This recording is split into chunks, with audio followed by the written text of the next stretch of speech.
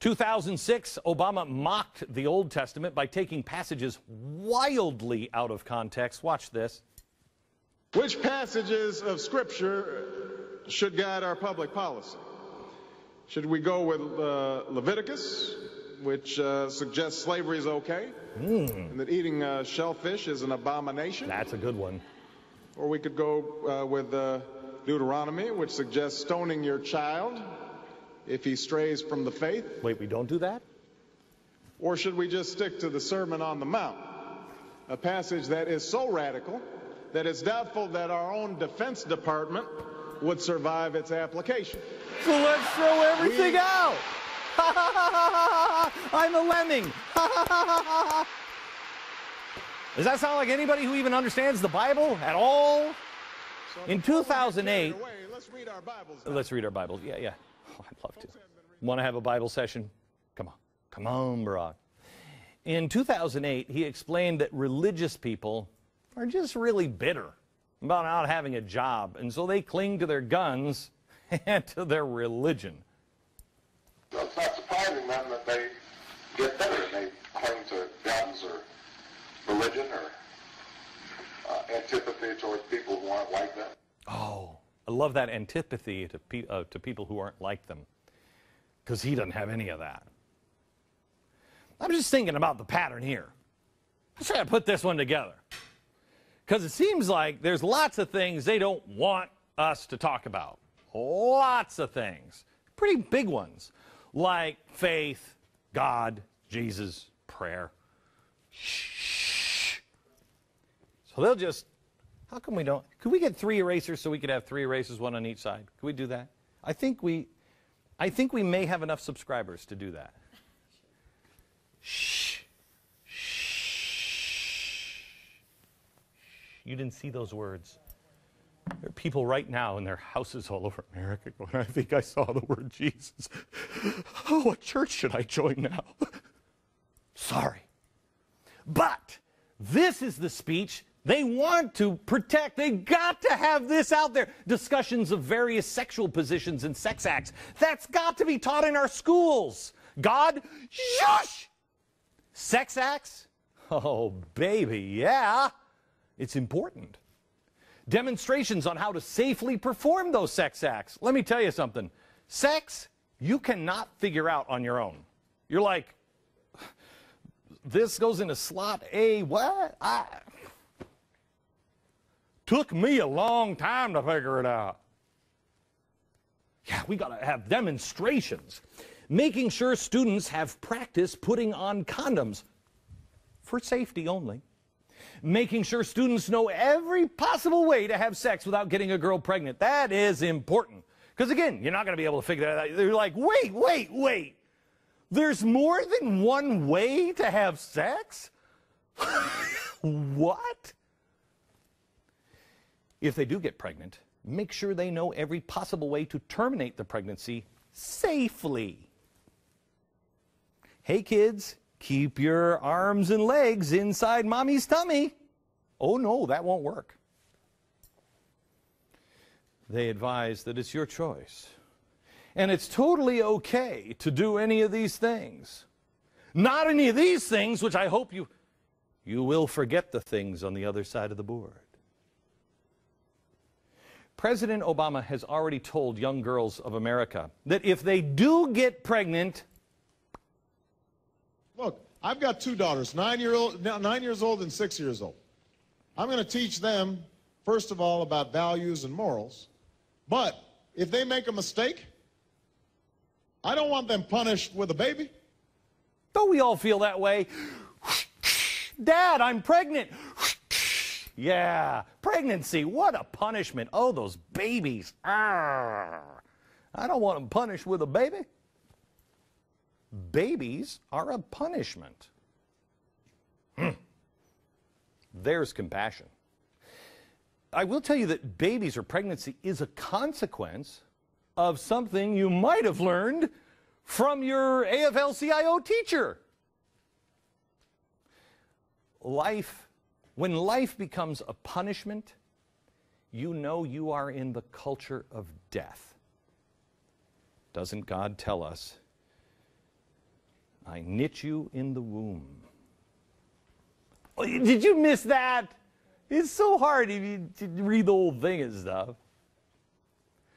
Fundamental transformation. And remember, they're not just shooting for America. Oh, no, no.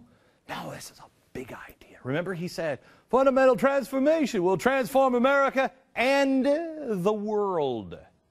Wait until you see what they're doing now with the world. Oh, they've got plans.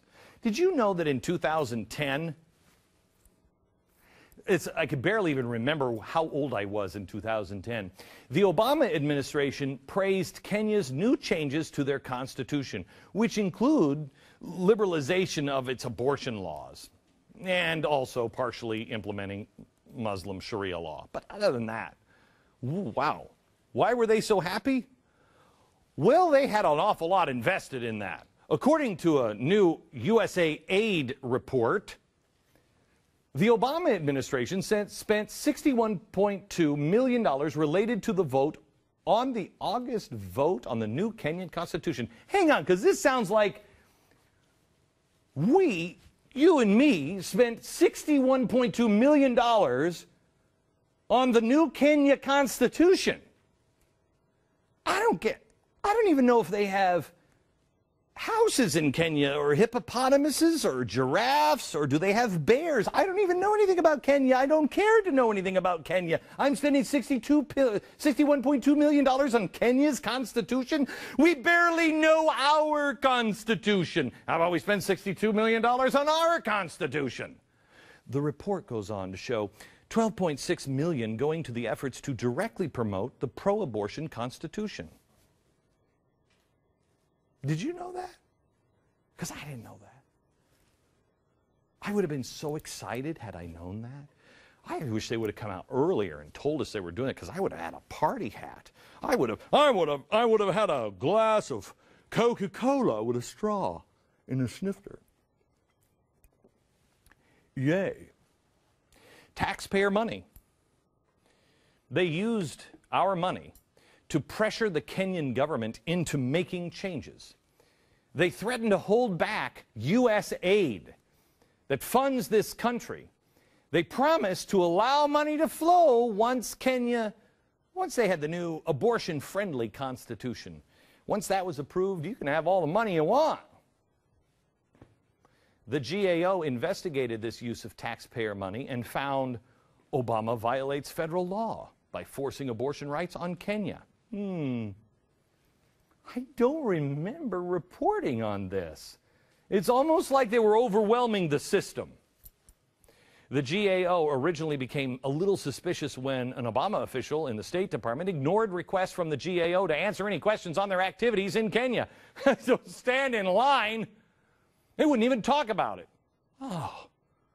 And also, you might want to just look into a little-known group who was working alongside with the administration on the Kenya Constitution. I doubt you've ever even heard of it. It's... Yes. Open Society Institute already tried, and then they failed in 2005. Oh, if we could just get more babies killed. Well, he found a way to do it. Call Barack Obama. Barack Obama is here to save the day. They got their wish.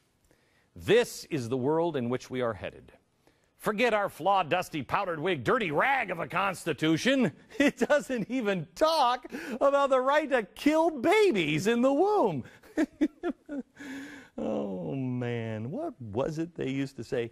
First they came for the socialists, and I didn't speak out because I wasn't a socialist. Then they came for the trade unionists, and I didn't speak out because I wasn't in a trade union. Then they came for the Jews, and I didn't speak out because I wasn't a Jew. Then they came for me. And there was nobody left to speak out at that point. Oh, that sucks, doesn't it? All summer long, I told you this. Then today I declare, count me a Jew and come for me first. When we all stand together and say,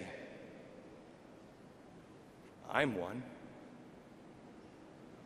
Show me the Jews. I'm one. When we all raise our hand, we change the world. They cannot kill all of us. Let us declare, I am a Jew. Condemn me, target me. I will stand with Israel. I will stand with the Jewish people. And if they want to round all of us up again, I will proudly raise my hand and say, take me first. This summer, some of these snarky blogs asked if I was converting to Judaism. Then this fall, Glenn Beck is becoming an evangelical. Now the latest is Glenn Beck is returning to Catholicism. I can't take it. Yep, I'm defending the Catholics. That's why I'm going to become one. Nope. Nope. I'm standing with people with principle. I don't believe in one world religion. I think that's a George Soros idea. I do believe in one God and the people that worship that one God. E pluribus unum. And if they target the Jews, the many should become one and stand together and go, oh no, we're all in this together. If they target the Catholics, we should all, many, become one and say, oh no, we're all Catholic here. Count me as a Jew, as a Catholic, as a Mormon, as a Lutheran, as an atheist if they come for the atheists. But if you don't stand now, you will be begging later that someone will stand with you and say, I'm with him. In 1966, when America still had a little bit of common sense, a pastor and a refugee from Romania testified in front of Congress. He talked about what happened with the communists and the churches during and after the Second World War. He said they were infiltrating the churches. Well, that's not happening. They were intimidating the churches. What? And then they started to imprison and torture. This man spent time in jail because he was a preacher. And when they finally released him, here's what he recalled the communists saying to him in his testimony to Congress. We also have another possibility with you. We can destroy you morally outside. We will find a story with a girl or with money story or something else, and people will be stupid enough to believe it. We will destroy you if you touch us. Ooh, that sounds like the best spooky dude too, doesn't it? You can't think of anybody in our society today, anybody of faith, anybody in the media, anybody in politics where that might have happened. Do you? He testified in front of Congress. That's what the communists do. He said this intimidation worked on many, if not most. He encountered several who warned, quote, preach Christ as much as you like, but don't touch the communists. May I just change that just a little bit? Americans, preach Christ as much as you possibly can, but also at the same time speak the truth about the communist and the capitalist, good and bad, and let the chips fall where they may. Count me in as someone who believes in the First Amendment. Count me in as someone who believes that you are free to worship religion in your religion of your choosing. Your religion is free. Count me in as someone who will stand with the oppressed against the bullies at all levels in our society.